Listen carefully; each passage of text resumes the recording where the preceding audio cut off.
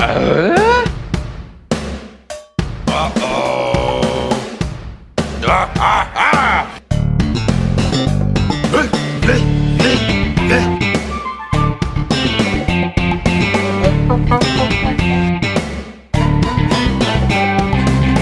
Uh-oh. Does everybody know what time it is? Home and podcast time. That's right. Binford Tools is proud to present a home improvement podcast. My name is Adam. You'll know my co-host, Jordan. Hi, Jordan. Hi, Adam. Our Thanksgiving extravaganza continues. I'm getting all out of whack with everything, and I'll tell you here's why. You know, we've been talking about Thanksgiving for forever. I feel like 2 or 3 episodes covered it. We've had polls. And then there's Cranks, and there's Cranksmas, and we recorded that. You got Tom Poston is in Christmas with the Cranks. Tom Poston is in this. There's holidays all around. We're talking about holidays that have already happened. We're talking about holidays in the future. I'm losing my mind, Jordan. It is pretty crazy, and I mean, Thanksgiving is usually like the overlooked holiday sometimes, you know, right before Black Friday and then Christmas. Yep. So it's, you know, hurry up and get over with Thanksgiving.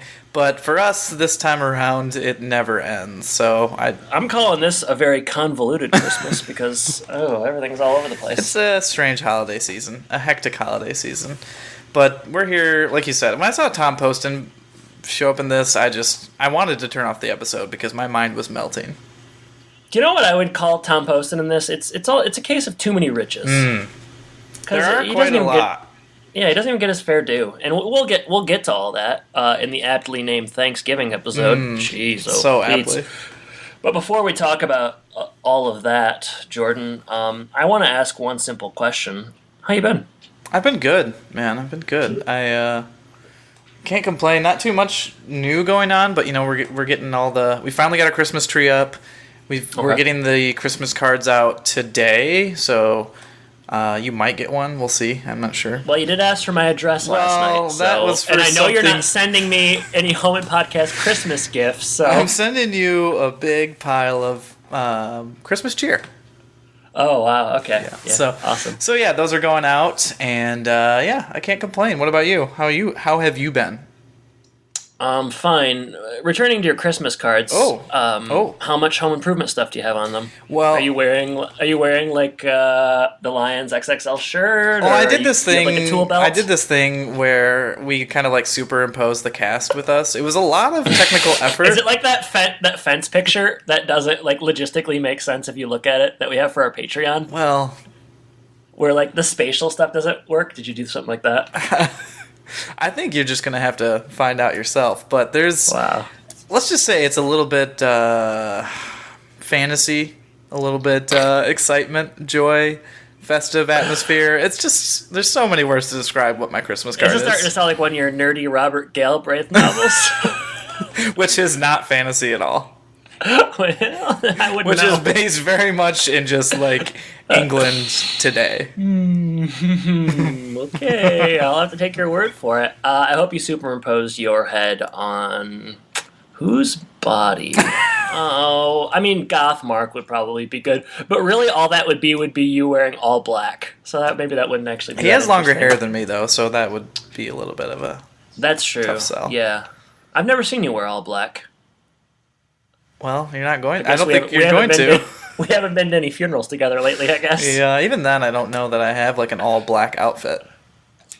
Interesting. Is it? You know, here's something. This is 4 Thanksgivings and a funeral. I can already tell things are going to get a little weird here, but you know, I often talk about buying a new suit. Do you? Yeah, I've been meaning to buy a new suit for like 4 years. How many suits do you need, though? Okay, well, here's the thing. I bought a new suit like 3 years ago, and I got so friggin' jacked I don't fit in it anymore. Oh my gosh! You better slim down. I can't stop. Won't stop. So I have to get a new one, and I always say like I want to get a black suit because a black suit is like covers all bases. Yep, you versatile. Can wear funerals, weddings, it looks nice or whatever. And every time I tell people this, they're always like, don't get a black suit, get a blue suit. And it's like, I have blue suits. Like, also, I don't know, like, everybody's wearing blue suits. I think the blue suit thing, we're at the end of it. I mean, Like, are you talking about navy? dark navy, yeah. I think, well, It's over. The navy stuff is done.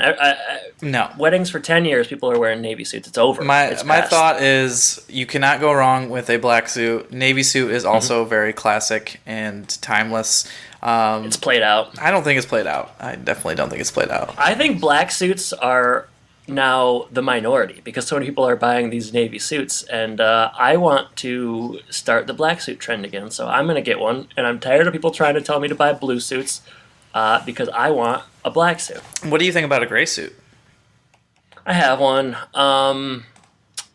Yeah, I don't. Maybe I just don't like the gray suit that I have. But I actually would like to get a tan suit. Oh. This is we Oh, got to boy. stop talking about this. Oh, boy. I wanted to get this. I wanted to get this off my chest because people are really always trying to push me not to buy a black suit, and I gotta say I disagree. If you don't have a black suit, it's a classic staple in your wardrobe. I don't. I've never had one, Jordan. Well, I'd give you mine, but I don't think it would fit. It'd be like have- it'd be like in Big or something. I have 3 suits. I never wear any of them because I work from home now. But Yeah. so I've thought about getting rid of 1 or 2 of them. My problem is the black suit that I have.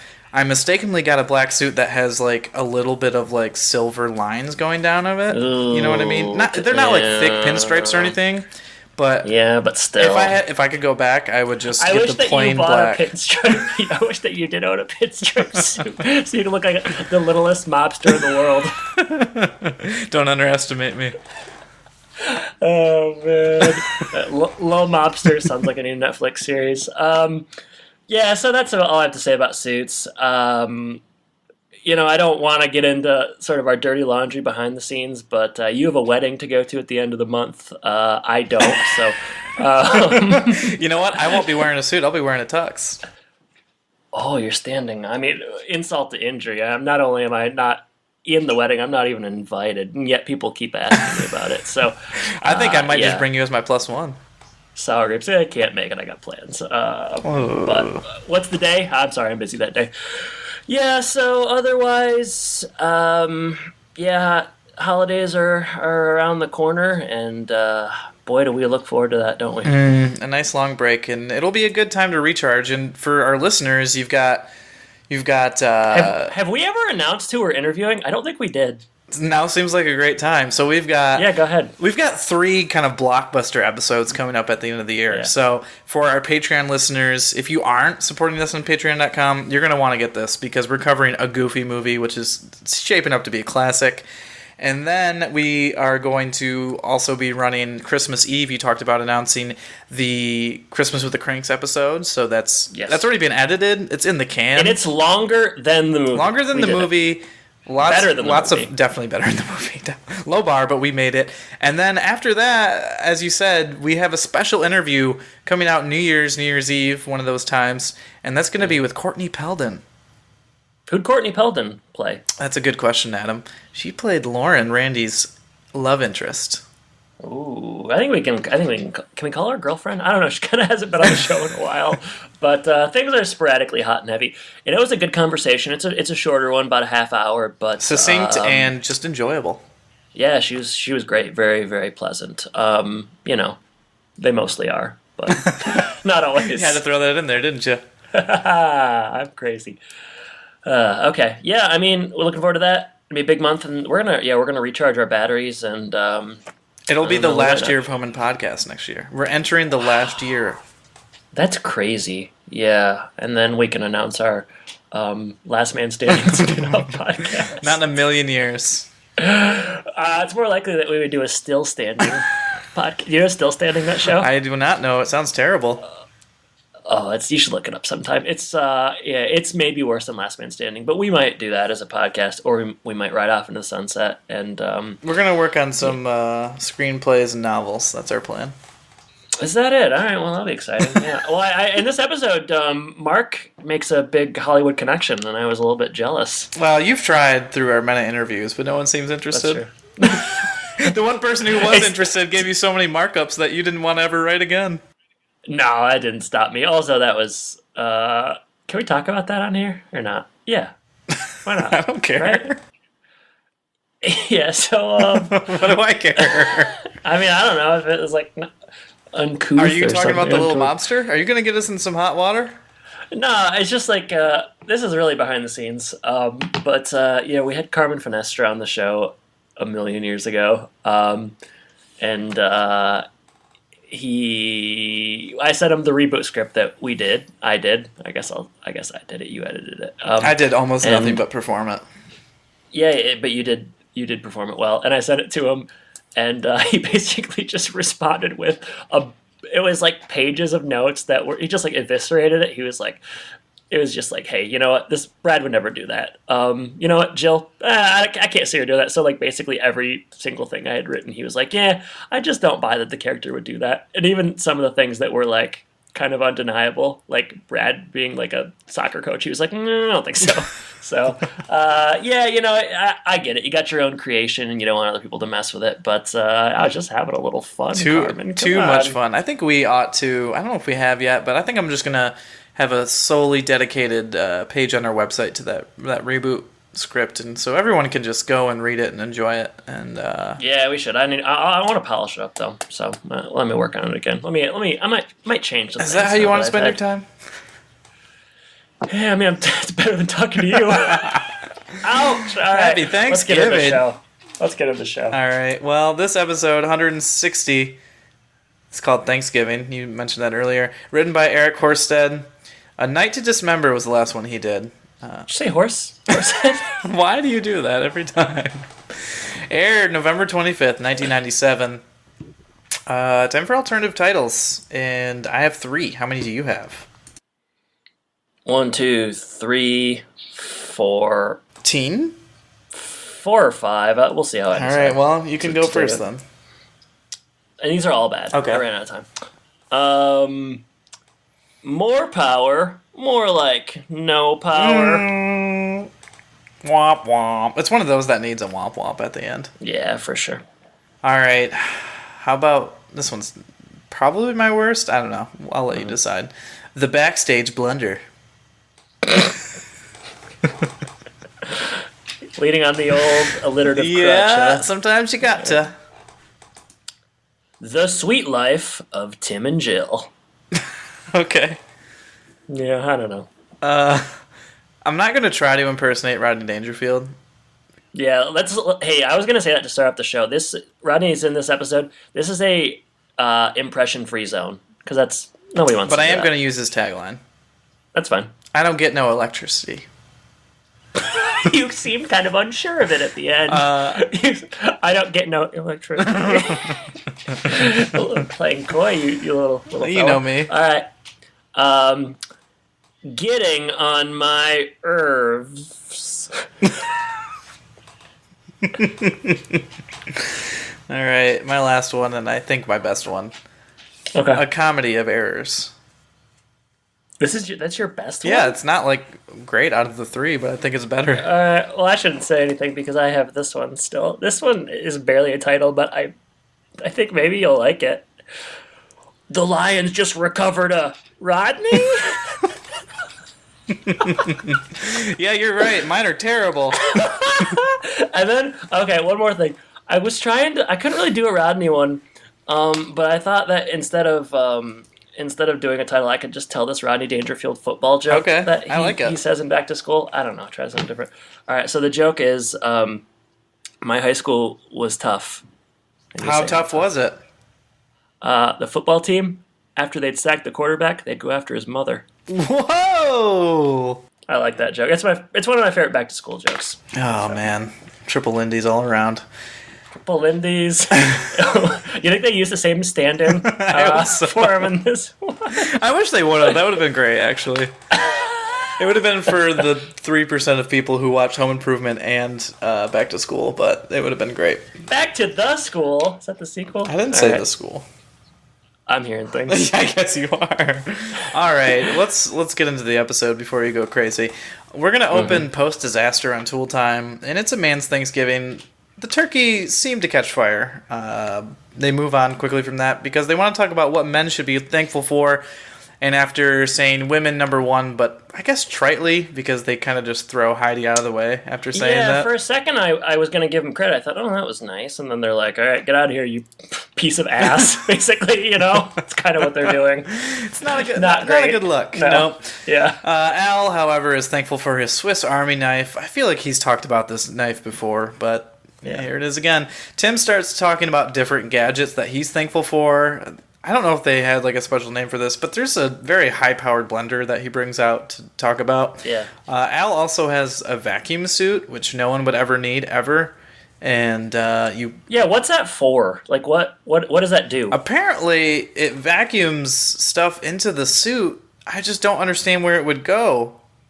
Like, is it just like on your clothes when you're done? Well, I think there's there must be a lining between, so it kind of inflates, but... Yeah.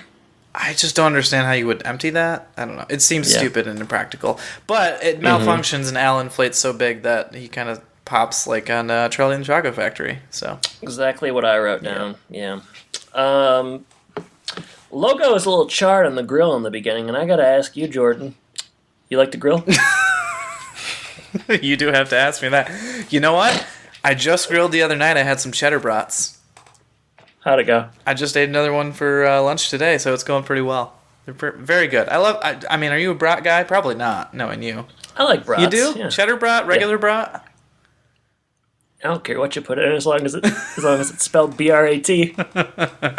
Yeah, I do like to grill. I'm not a steak guy, though, so it's, chicken, burger, hot dog, brat.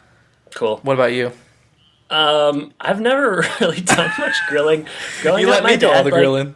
My dad wouldn't let me grill when I was rightfully young. so.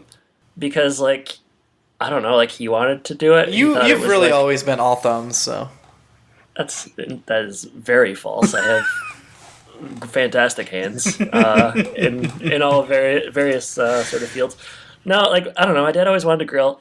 He wasn't that good at it. I don't. We have a friend like that. I hope he doesn't listen to this, but he won't. What am I worried about? But he wasn't ever great at it. He still isn't really. It's okay, but he would never let me do it. So I don't know. So you just never really had the opportunity. No, and I haven't really, Well, you've moved a lot too, so it's like, do I get a grill and then I have to move to a new city, and do I lug the grill around? We bought a grill, a small grill, and then we never opened it at our old place, and then I took it back. So charcoal?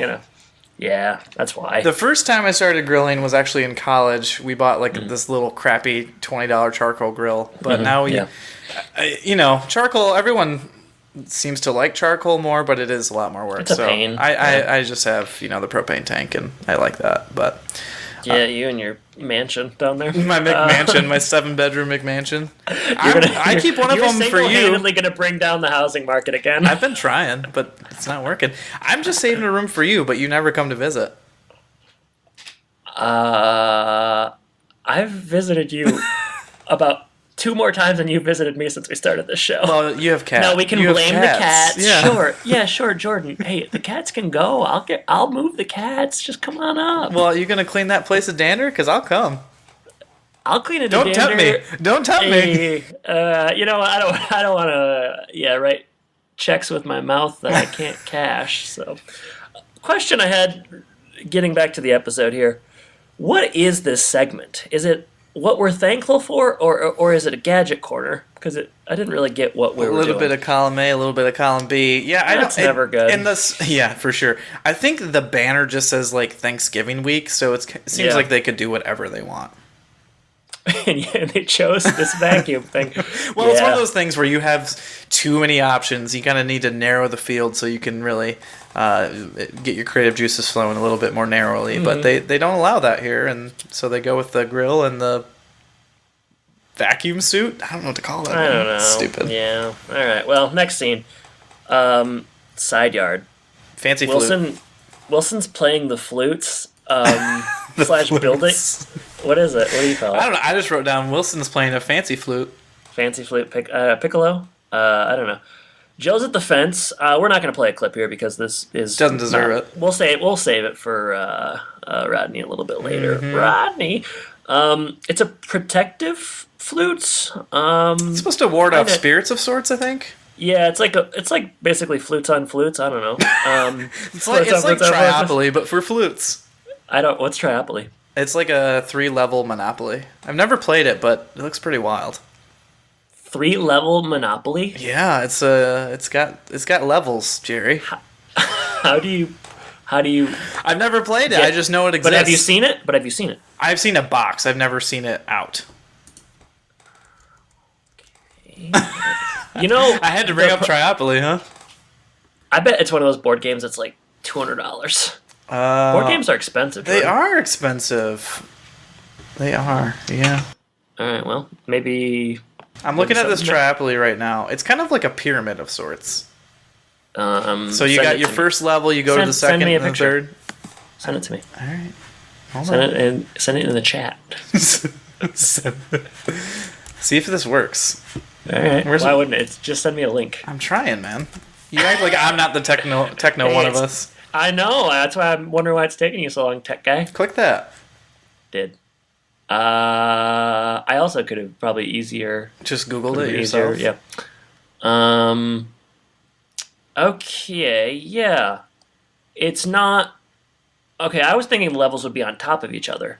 They kind of are, but it's just like you have an outer board, and then a slightly smaller middle board, and then a slightly smaller top board. So they're on top of each other. They're just not like...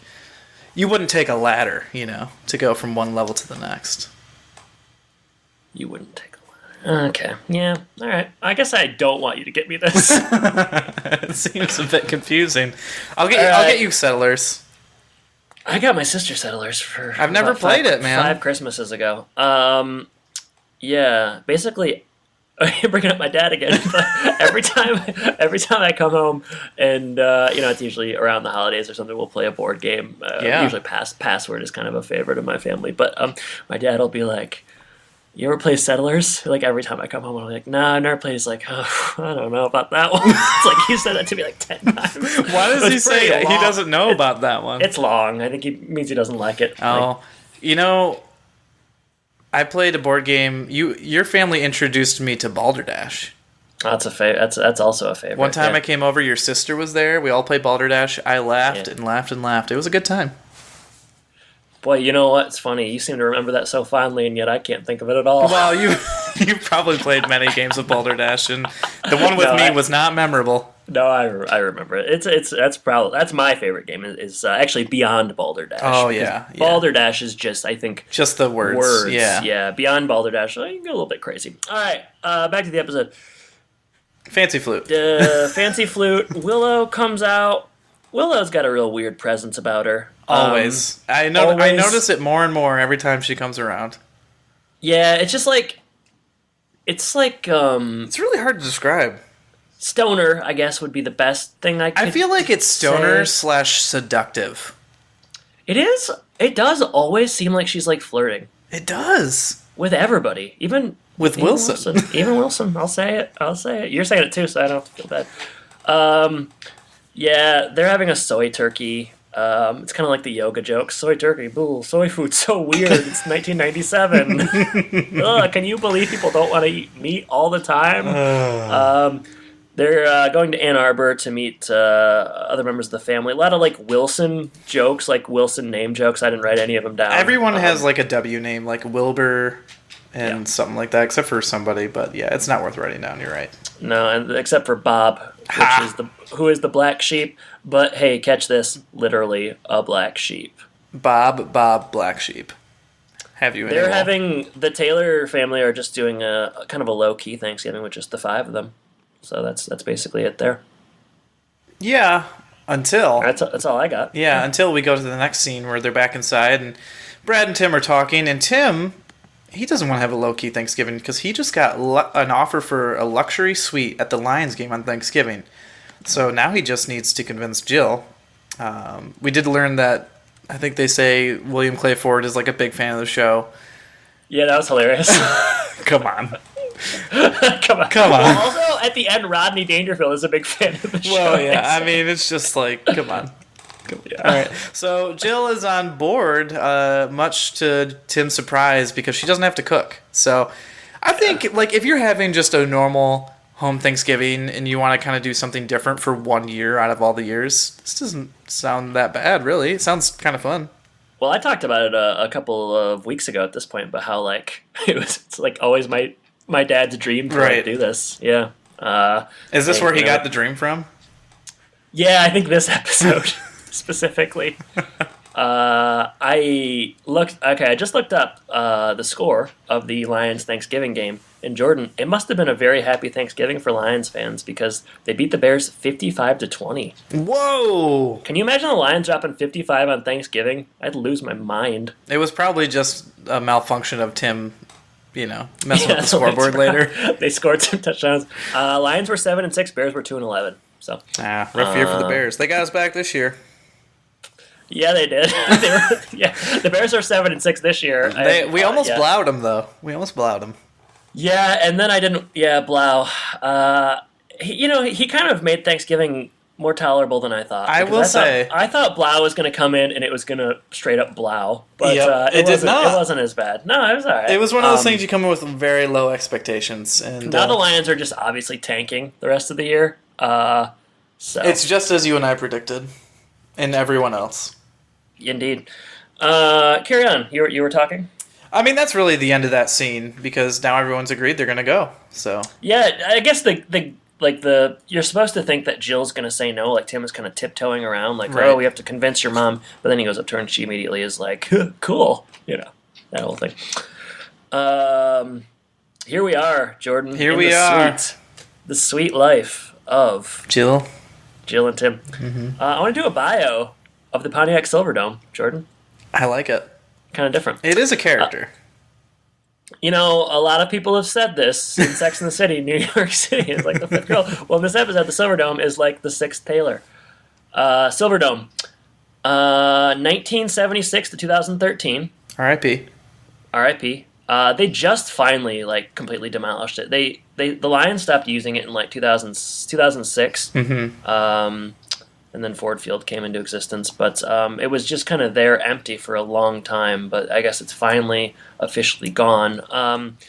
A big boy, capacity 82,000. The record attendance, 93,682 when Pope John Paul II held a mass there. Edged out WrestleMania 1980. Isn't that crazy? I love that those are the two competing ones. I know, That's really funny. good. Lions played there from 75 to 2001. So I was wrong. They stopped in 2001. Pistons 78 to 88, and then a bunch of other various kind of things. My dad had season tickets to the Pistons there. That must have been weird because they don't make any maybe where the Cowboys play is this capacity, but they don't make stadiums this big anymore because it's just too big. Too big. Like Ford Field, I would guess is 60. I don't know off the top of my head, but. Pistons games, no NBA game would draw this much, so you would just have empty seats. So that must have been a weird experience. You've been to the Silverdome some? Ever? Oh, I don't know if I ever went. Like I said, my dad used to have season tickets, but I think that was before, there were four of us. So that was, probably a lot. So I don't know if I've ever actually been in the Silverdome. When I started going to games... I think maybe that one Lions game that I remember going to must have been in the Silverdome because I don't remember it being at Ford Field. Right, you remember. But I don't remember what year. So yeah, that makes sense. I talked about this on a show before, but this deems worth mentioning again. I was there probably a handful of times, but I remember the game specifically where Reggie Brown, the linebacker, was paralyzed and he stopped breathing on the field, and he was there for 17 minutes. I did some research. That was in 1997. That was the last game of the year, so same year this episode came out. And, it was the same game where Barry Sanders eclipsed 2,000 yards. They played the Jets, and they won. I don't remember much of it other than this guy being paralyzed, and it was kind of scary. But I found an article on the Free Press, or the Detroit News, and he came back, and he never played football again, but the only signs of the injury now are that he can't really move his neck as far as the average person. But it was crazy. They saved his life on the field, so that was quite a thing. Wow. So let's talk about home improvement. It was great. I mean, especially that many people. I just remember I was 7. but Right. like it went silent because there was like 80,000 Oh, people there yeah. or something. So you could hear a pin drop. My dad always says, but yeah, right around the same time as this episode. So yeah, some Silverdome memories for sure. Some better than others, but yeah, crazy. Did you go when you were a kid? Did you go to like more Tigers games or Pistons? Pistons, Yeah. Pistons for sure. And then yeah, my dad had the season tickets for the Pistons for a while, but then I would say like adolescence, like 10 and up, probably Comerica Park was probably where I went the most. And I think that like is a cost thing largely, like more baseball games, cheaper. Definitely cheaper. Way cheaper. So. Yeah, I remember going to some Tigers games. Definitely more. I mean, I like basketball more in general. So if people got me like gifts, it would be that. And I don't. Yeah, like I said, the one line. I went to a couple Detroit Vipers games. Now that was something else. That was at the Silverdome? I think that was actually at the Palace. Yeah, you're right. It was. It definitely was the Vipers. I forgot about that. Yeah. Brad's wearing a Vipers something in one episode. I remember. Yeah. It's a good look. Yeah, it's a great look. There's some good merch in this scene. But all right, back to it. They're in the suite. Everybody's excited except for Randy. He hates who opulence. Doesn't like the consumerism, the opulence. But you know what? He comes around on it, which to the credit of the episode, because that would have been annoying if he did it the whole time. Yeah, we've already had enough of that. Yeah, it's you get a lot of like stock footage in this episode. Like they're cutting to like the game stuff. I don't know, looks fine. I don't know, it's funny. There's one of the crowd that's pretty funny. Tom Poston shows up and he is playing Ted. Basically the same. Ted, Ned, Fred. Ted is he's Ted. His brothers, I think, are Fred and Ned. Maybe. Tim says, "Hey, you wouldn't happen to have any brothers, would you?" So we do that whole thing. Tim's wearing a pretty cool leather jacket in this scene. Felt worth mentioning. There's Tom Poston talks about how his brothers are kind of mean, and how they held him down and put candy corn up his nose last year or something. Yeah. Jill's like, kids can be cruel. He's like, no, it was last year. Thought that was pretty funny. Mm-hmm. The guy comes in. This guy, Irv Schmayman. He gets like an ovation, and I gotta say, I didn't know who this guy was. I had to look it up too. Obviously, famous. I got a bio here. Yeah, go ahead. So Irv Schmayman is played by Alex Rocco. Mm-hmm. Best known for The Godfather. He plays Mo Green, The Wedding Planner, Find Me Guilty, Smoking Aces. 168 credits to his name. I think it's mostly the Godfather thing, as far as I could tell. Yeah. That's the big fame. Won a Primetime Emmy, passed away in 2015 at the age of 79. As I watched him, I kind of recognized him, but I'm not the biggest Godfather fan. Like, I've seen it, but I'm not like reverent to it like most dudes are, seemingly. I gotta tell you, I've still never seen it. So. Yeah, I mean, you've seen Morning Glory twice, but can't make time for The Godfather. Checks out. Priorities. I recognize his voice more than I do his face. So I did read that he was a big-time voice actor as well. So you probably recognize him from something he did. But he's playing your stereotypical kind of Hollywood type. Hot shot. He's a hot shot. Everybody claps. Let me see here. Looking around, the suite is nice. It's decorated. They got like Barry Sanders stuff on the wall. They had a Lions like helmet poster in the background that I had in my room growing up. So nostalgia. I liked that touch. We find out that Tim is going to get he's going to get like a tour of the underbelly of the electrical system and stuff. And he's like really excited. They're like, you're going to miss the whole first half of the game. He doesn't care at all. And he doesn't care at all. He seems more excited about that. Mind you, that's like an hour and a half tour. It's pretty long. It's a pretty big stadium, so they've got lots to show him. And you know what? Jill is not happy about this because Irv, she's going to be stuck with Irv, and he's already like on her nerves, so. On her last nerves. Irv also has a couple of young ladies come in who are his personal assistants who Brad is enamored with immediately because that's... You're talking about those babes, right? The babes. The babes. Did you notice the comically large binoculars that Mark had? I wrote that down. Massive. I've never seen binoculars that large. Oh my god! You think he's compensating for something? whoa, wait. I thought it was going to be a joke at some point. Like, Yeah. Rodney was going to be like, hey, kid. Oh, hey, no impressions. Sorry. You just bleep can't that help out. yourself. Can you please bleep that out, Jordan? Thanks. Yeah, I'm going to bleep it. Please bleep it. The episode jumps around a ton Alright, at this point. So Tim leaves. He gets a state-of-the-art tour, which I was thinking like would be really boring. This is not like a new stadium, you know. At this point, the Silverdome is like 20 years old. So is Tim really going to be so enamored by the? But for Tim, this is like a giant superstructure, and so I guess seeing all that stuff is, he's used to just like houses and whatnot. So I guess for him it's exciting, but yeah, for anyone else, who cares? Yeah, missing the whole first half too. They won 55-20. Imagine the action he missed. We cut back and forth a ton. So there's a brief conversation about the flying nun with Irv. Irv has just a lot of like showbiz stories, like blank, blank, blank happened, and then Merv Griffith showed up, things like that. Get some stock footage. I don't even know. I got to find out where I'm at. Yeah, that's all right. I mean, they kind of go, like you said, they go back and forth. Irv is like cornering, you're talking about certain stories. He's not just telling them, he's like cornering the Taylors. And Jill is, with each story, Jill is just running out of patience because, like, no one can get a word in edgewise, and they're not very funny, but he thinks they're funny.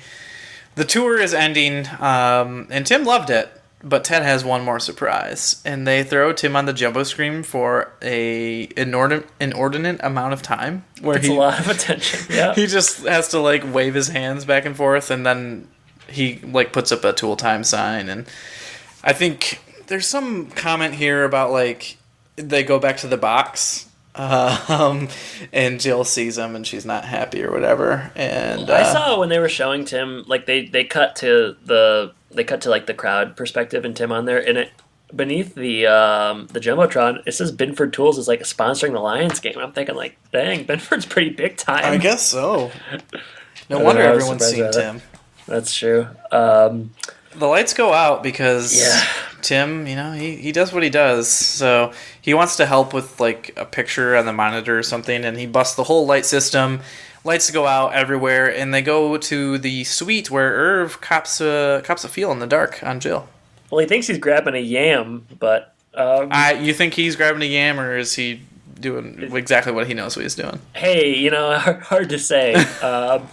Different times, I guess. Oh, okay. Well, what is it? What would be? Is it like supposed to be your butt? I don't really know what a yam is shaped I would like. guess. I would guess that's what he's going for. Okay, I don't eat a lot of yams, I guess. So, one funny joke in this scene is I don't know if it's here or later, but I'll say it now. It's like Tim is trying to kind of like I think Tom Pevson's like, everyone is going to be mad at you, and he's like, well, people were in the bathroom, they probably don't know what happened. He's like, those people are going to be the most mad. So that was funny. Yeah, he's like, those people will be just delighted or something like that. So it's a very sarcastic wit. That's good. Yeah. In the suite, they light some romantic candles. Yeah, it is. A ton of them. It was sort of like, I don't know, like rom-coms sometimes have scenes where like it's supposed to be romantic and like a dude will light like 10,000 candles and just like logistically it would be impossible. To me, it looked like the Haunted Mansion, if you're familiar with that, right? Yeah, I guess you're right. And I think the power's still out, and Jill's kind of had it up to here with Irv. I don't know. She's more annoyed with him than I was. Well, it's because you only get about 2 seconds of his jokes, and she's been there for an hour and a half. Why did they think that they were going to have the suite all to themselves? Because that's how Tim presented it. That's fair. And then the episode stops dead in its tracks. Oh, man. I was wondering how long it would take to get here. I know. I thought, man, I was... But, I mean, basically from here on out, it's all just like a Dangerfield stand-up set. It really is. To the point where he's like staring at the camera, kind of just like delivering jokes. Did you notice how he's just like basically like just stares directly into the camera the whole time? It was just so grand that I didn't care what was happening. Let's play a clip of his introduction. You decide when you want to shut it off, but we got it. We got to get some Dangerfield in here. Hey, Schneeman.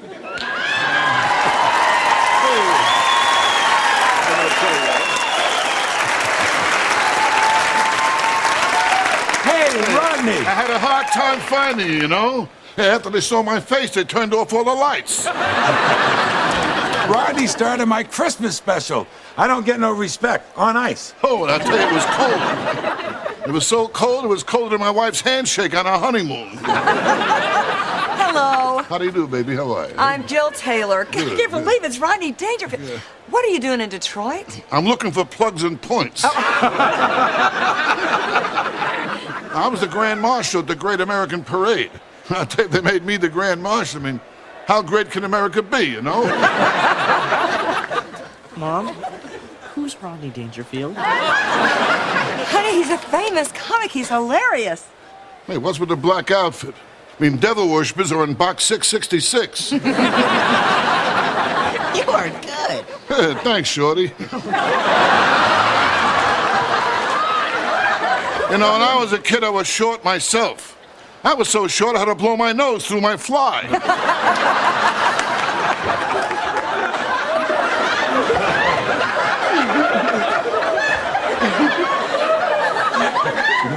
Are you this funny at home? Not since my wife's mother moved in. What a barracuda. My husband is going to be so sorry that he missed you. Would you consider staying and having Thanksgiving dinner with us? Oh, that's very kind of you. I'd love to, you know. Because when I was a kid, I had it rough. I mean, we were poor. How poor were you? How poor? On Thanksgiving, my old man showed us a picture of a turkey. I sat there all day trying to lick the gravy, you know? So the one-liners are coming fast and furious, you know. Yeah. And I liked so Alex Rocco is playing this Irv guy, but Dangerfield he only plays himself. So Yeah, why bother, you know? yeah. So I like that Mark doesn't know who he is. That checks out, Yeah. Also, I like in this, you know, we talk about him just basically doing stand-up. I think Jill is legitimately laughing, but the boys... I feel like they all are. I feel You like the don't think so? boys aren't getting it. At least Mark, I see him, like, fake laugh. It seems I like think a lot. I saw Brad. I saw laughing. Yeah, sitting on the couch, like legitimately breaking. But yeah, I like it. Mark doesn't know Rodney, and then he's like, "What are you wearing all black for? You should be in suite 666." And I was like, "Oh, Rodney, that's not even funny." But I just love it. Man, they get him to stay for dinner. I don't know how he ends up in this room. I forget. He knows. He knows Irv? He knows Irv. He did. What did he say? Like something on ice. Oh, no respect on ice or something. Okay. Sort of a hack home improvement joke, but yeah, it's great. I mean, basically, yeah, like I said, from here on out, everything serves Rodney. Like Rodney's just there. He's kind of talking to people, but also just sort of telling his jokes. It's great. Yeah, I love it. as things are progressing, they're like going back and forth between the box and the electrical room where Tim and Ted are stuck. They talk about how the game's going to be canceled, and Tim basically has an idea. But then when he opens the door, like people are, and they explain this to me, people are outside the door, like ready to storm and mob and kill him. Well, this is the old open the door gag on Home Improvement that we've seen before, and I wrote it down as the old open the door gag. I remember they've done this a couple times before. I remember one time at home, there's like a bunch of people waiting outside for kind of an unbeknownst reason, but they do like to do this. Yeah. I don't know. Whatever. I guess it works for you in this one. They go back, they're going back to the suite, and it's like a party in there now, I guess. I don't know. Yeah, who are all these people? Is this Rodney's entourage? Rodney's, hey, is this Rodney's entourage? It's me, Dan Aykroyd, Chicago. Blues. A little bit of a preview of our Cranks episode coming up. Yeah, but not too much. I want to make something clear before we move on. Make it clear. I did not like the gag at the door. You said it worked for me? It doesn't work for me. I'm just acknowledging that it's happened before. I don't want people thinking I like that kind of thing. It's a good thing that you are really putting your foot down in that I don't situation. go in for that sort of thing, Jordan. They go back to the electrical room. Tim smacks the console in disgust, and something starts to flicker, so he does it again, and the lights go back on. Thank goodness. Mm-hmm. Yeah. Back to the box. Back to the box. Irv's got to go. Yeah. He's got a massage in 10 minutes. I hope it's close. Hope it's in the stadium. It better be. You're not making that. So he bails. By this point, he's kind of won Jill over. Yeah, I don't know what happened. I don't know. Rodney's presence has just got everybody kind of warm, happy. Yeah. Except for Mark, because he doesn't know who he is and he got slaughtered by Rodney. He's just hanging out with his big binoculars. They're all like, Brad's like, oh, the girl said to call me when I'm 21. And Mark's like, Irv says he wants to see my next screenplay. And I don't know, does Randy get like a kind of. Randy basically at this point says, "I actually like this." You know, I love consumerism. Yeah. because I'm young and my opinion changes all the time. Tim comes back in. He apologizes. He says sorry. At this point, Rodney has left as well. Rodney's left the building. Rodney's left the building, but fear not. She says, "You know what? Don't apologize. Things were great." She does impersonate Dangerfield. Yeah, she shouldn't have. She says, Rodney Dangerfield was here. She does a joke. Tim says, "You're taking it too far. That's just cruel." And then Rodney comes back in and, I don't know, like burns Tim, says, "Hey, come out to LA. We'll have a barbecue." One of those famous LA barbecues you hear about. Says, "But don't bring Tim." And he says, I'd like to run into you again, or I don't want to run into you again unless it's in my car, which is vintage Dangerfield. Definitely. So we go back to Tool Time, final scene here. They're restoring some antique picture frames. They bring out Dangerfield as the special guest. And Tim is like trying to set him up over and over for jokes, but he's here for serious business, and he's just trying to like focus on the antique picture frames. Yeah. Kind of funny. I really liked it. Yeah. I mean, finally, Al says something about how he doesn't get respect, and then Rodney kind of jumps in. He gets. I think this is where we finally get. I don't know when we get the Vinny Boombots doctor thing, but it's near the end here, and I always like to hear about Vinny Boombots. I mean, that's great. So, we roll credits, fade to black. The aptly named Thanksgiving, a.k.a. the Lions just recovered a Dangerfield, or a Rodney, depending on the mileage may vary. Adam, Castle's Corner. Let me hear it. I love this episode. I knew I was gonna. Why wouldn't I? It combines two things that I adore, and that's Rodney Dangerfield and the Detroit Lions. Two of my favorite things. It's pretty. With adding home improvement, you got an unassailable trifecta. I mean, yeah, like I guess you could say that it takes Rodney too long to get in it, but basically when he comes, it's 8 minutes straight of mostly Rodney, and he's. No one else is really talking. He's just kind of delivering his jokes. So it's exactly what you want. So, yeah. Highs, Rodney, the Lions. I like Irv. I think that's pretty funny. Tom Poston, why not? Let's just throw everybody into this one. I like him in this. Yeah, he's not bad. The conflict is funny. Like Tim, it's like a Tool Time mishap on a very grand scale. Like if you're gonna go to the Silverdome, like this is what you would want Tim to do. Obviously, people still remember it. We got tweeted about it on Thanksgiving when they lost the power. So it's a big touchstone for the show. Other highs. I mean, most of it is highs. The kids are funny. They have stuff to do. I mean, this episode is not taking itself too seriously, so it's just kind of a fun little. It's very jokey. Yeah. There's not much to dislike here. I mean, lows, I would say. Tim throwing women under the bus at the beginning. That wasn't. Yeah, definitely that was dumb. I mean, I don't know why they even bothered with that line. The opening is dumb. I guess I would say that is not good at all. But I kind of forgot about it by the end, so it was no big deal. Yeah. But it's pretty stupid. And the obligatory like Willow Wilson scene didn't do much for me. But yeah, those are both short enough, and we get to the Silverdome at like 4 minutes in, and then it's all good from there on out. So yeah, I really like this one. Yep. You said mostly everything that I would say, so I don't really have much to add. But the more Dangerfield, the better. So I guess if you had him come in a little bit earlier, I don't know, it might be good. So yeah. Other than that, let's move on to social media. Social media aspect of the show. If you'd like to reach out to us, go to the Homan Podcast. We're on Facebook and Twitter at Homan Podcast. Go to patreon.com/Homan Podcast if you'd like bonus episodes, including a Goofy movie coming up in just a week or so. And also, if you'd like to support us, you can go to YouTube and subscribe to our channel there. Adam? Yes. What's going on Twitter? Twitter. I posted a picture at my work. They're doing like a holiday Christmas movie bracket. And Santa Claus got knocked off by National Lampoon's Christmas Vacation in the first round. Oof. And I didn't know how to... I mean... That's a battle of heavyweights. I mean, yeah, why shouldn't that be the finals? Yeah, that's pretty crazy. That's at least like a Final Four matchup. Yeah, but, it's just... I didn't sit well with me. I'd love to reflect on what else happened, but I only have this small picture of the bracket. Another thing that I think speaks to the demographics of the well, it's a communal workspace. WeWork is going under, so things aren't so hot. But The Holiday knocked off It's a Wonderful Life in the first round, so maybe not the best taste in the office. The Holiday kind of sucks, and It's a Wonderful Life is, the best. So, poll, just one.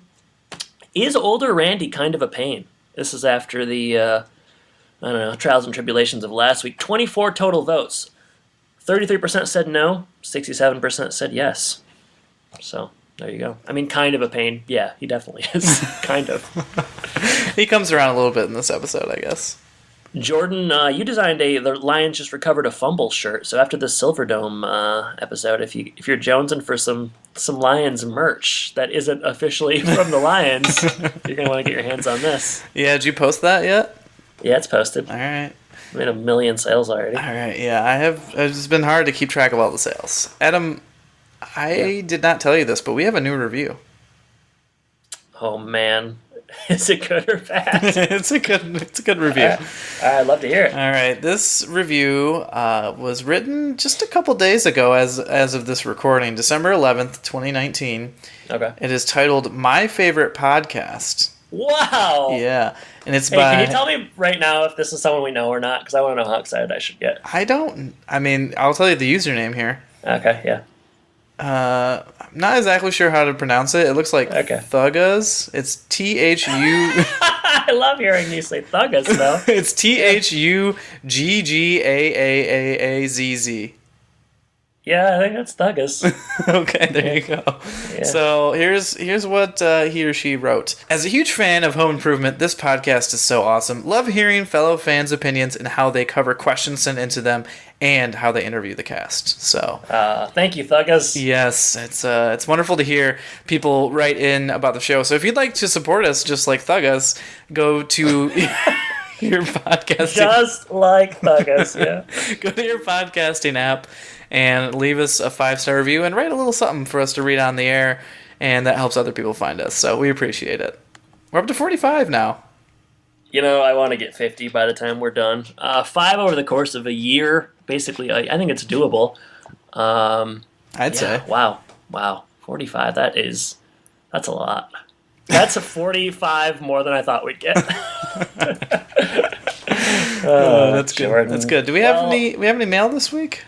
I tried, but not really. I mean, I thought maybe we could just talk, let's talk briefly about Dangerfield, Okay. What do you want to know? I want to know, taking out Back to School, what's some of your favorite Dangerfield stuff?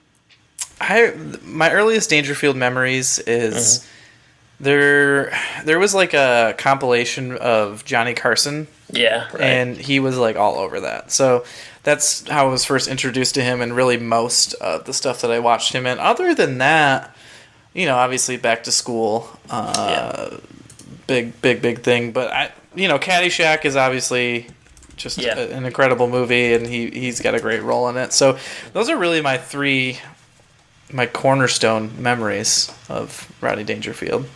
Yeah, I would say, I mean, Back to School is probably the only movie he's in that's actually good. Mm-hmm. I mean, like Caddyshack is fun. It's not really that good. It's a good time. It's much like this episode. It doesn't take itself too seriously. Some people maybe I just might not like it as much as some people, but yeah, for sure. Back to School is, and they filmed that in Madison. So now that I'm close, I got a little more connection to it. So it's, it's special. But the stand-up sets are great. It's funny because Dangerfield is very much like, I feel like people either love it or they hate it. Right. Like there are some people that think that is just like the lowest form of humor imaginable, and they're wrong. But he can be very divisive. I mentioned in next week's episode, I will mention, I read this book about like comedy icons of the 80s and stuff, and over the last couple of years, I guess there's been kind of a lot of books about these guys, and I read a book about Caddyshack too, and like Dangerfield, just big time marijuana guy, just that was his shocking. Big thing. I know, yeah, just it kind of, I don't know, I feel like it kind of is sort of shocking. Really? I don't know, just like he's like so old and just, I don't know. Yeah, when I first heard it, I was sort of surprised, but big weed guy, and everywhere he went, he was doing it behind the scenes and stuff, and people didn't mind. I also once read a story where like he was kind of in his last couple of years there, he was in the hospital for something. He was like 72 years old, and he went missing from his hospital bed, and people kind of freaked out about it. But then they found him, and he was smoking weed in the bathroom of the hospital, just puffing away. So, Rodney, we miss him. Can't live with him, can't live without him. He lives on through his home improvement appearance. Jordan, it's Cranksmas next week. Wow, we finally made it. We made it. It's a good one. And then you've got Courtney Peldon on the week after, and then we will be back in early January 2020, baby. Last year home and podcast. We need to come up with like a last year hashtag.